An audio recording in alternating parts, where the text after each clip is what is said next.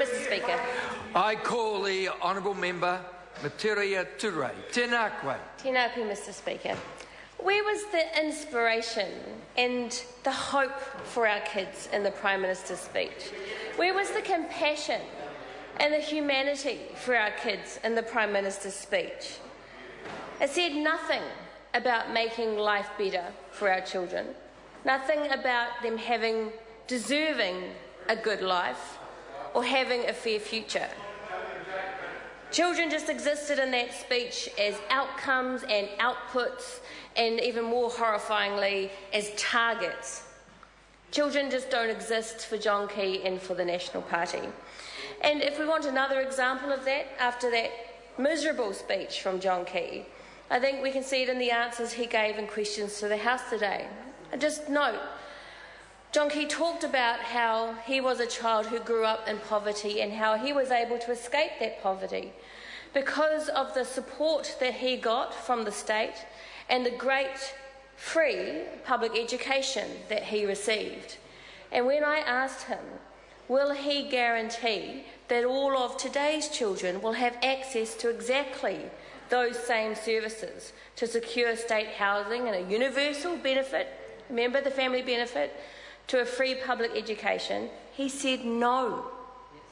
He said no, and he sat down, because he will deliberately deny today's children the same opportunities that he had as a child to escape poverty and to do well. That is John Key, the Prime Minister. That is the National Party. And that is where the stark choice that New Zealanders have at this coming election between John Key and the National Party, who say no to children, and the Green Party, who will put children at the heart of all our policy and political decisions. And that's how we began this year, with the launch of our School Hubs plan to put children right at the heart of the education system, to put children right at the heart of the Green policy, to deliver directly to families and children on the needs and issues that they have. While National will focus on rewarding a few individuals, or, as in the tax cuts, they cost $1 billion, the very wealthy, the Green Party will invest in families and children and focus on the needs of the many. This is the stark choice.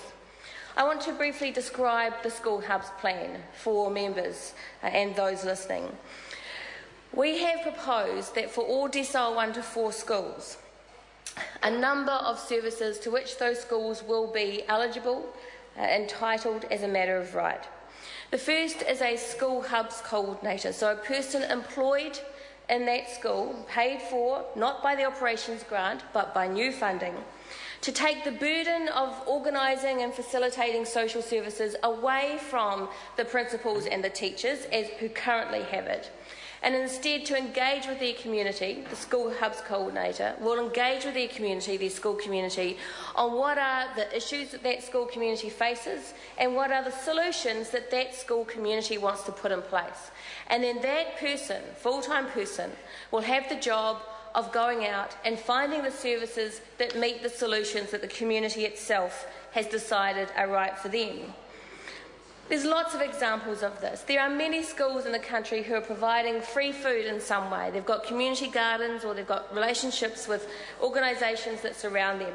But it's the teachers who are having to do this work. It's the principals who are having to do this work. And they cannot do that and concentrate on their core expertise, which is teaching our kids, educating our kids. So if we provide this resource, it's a full-time person, to these schools, that person can take on that responsibility. What are the other services that that person can then bring into the school? Well, one very important one is after-school care, free after-school care and holiday programs for their kids. The Expert Advisory Committee set up by the Children's Commissioner was very clear that there are serious issues for poorer children who cannot access after-school activities, who cannot access holiday care. For after-school activities, it's very important because these are the activities that can best, or often, best explore their talents. Musical talents, sporting talents, creative talents.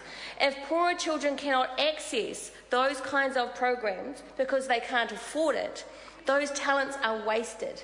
And we have seen just this very week what happens when a child has access to what they need to explore their talent, what success is possible. That success is an entitlement of every child in this country. And just by doing something as simple as opening up and making freely available after-school care activities to all children in low decile schools, we can have many more of those kinds of success stories. The holiday care, free holiday care for a maximum of 3 weeks, is another proposal, and is particularly important from an education point of view because it means that kids maintain their standard of education, their standard of reading, their standard of maths, their standard of engagement in the institutions over the holiday period. And the expert advisory group was very clear in saying that there is a slippage that happens over the school holidays, particularly for poorer kids. And one of the best ways to prevent that slippage is to provide free holiday programs for children in decile 1 to 4s. The Green Party has heard that, we have heard the evidence, we agree, and we will provide it should we be in government. We've also said dedicated school nurses to decile 1 to 4 schools. Now, there is no dedicated school nurse program operating in this country. We surveyed low decile schools in New Zealand, and we found that most low decile schools get at best a little under 2 hours of nursing time each week. That is the average, 2 hours of nursing time each week. And most of those schools complained that the nursing support that they got would often be called away. If the National Party has a national program for rheumatic fever, which is a good idea, but they take away the school nurses. And so schools can lose access to their nurse for a month, for 2 months. Some said they haven't seen a nurse for 6 months.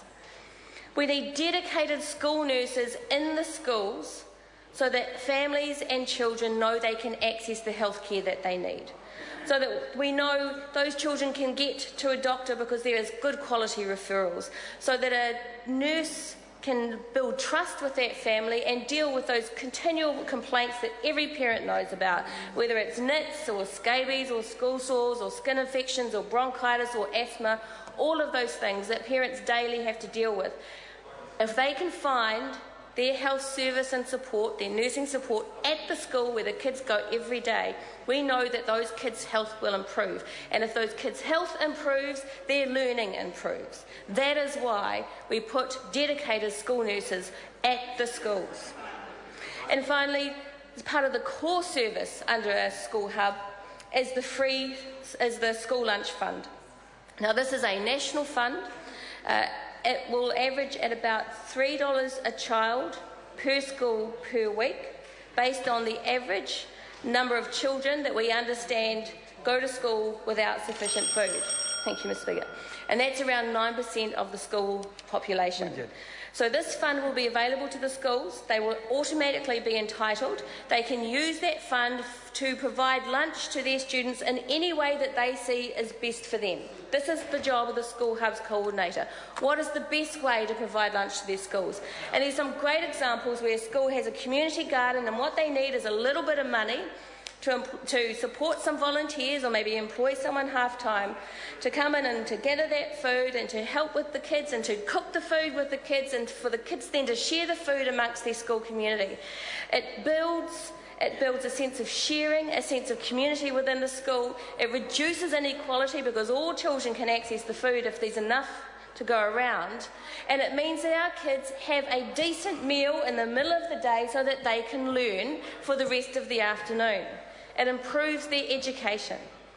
The Green Party will put children at the heart of everything we do. We have shown that with our policies to date. We will continue to do so. This is why I believe the country will choose Greens to be part of a great progressive government in 2014. Thank you, Mr. Speaker. I call the Honourable Minister. Mr.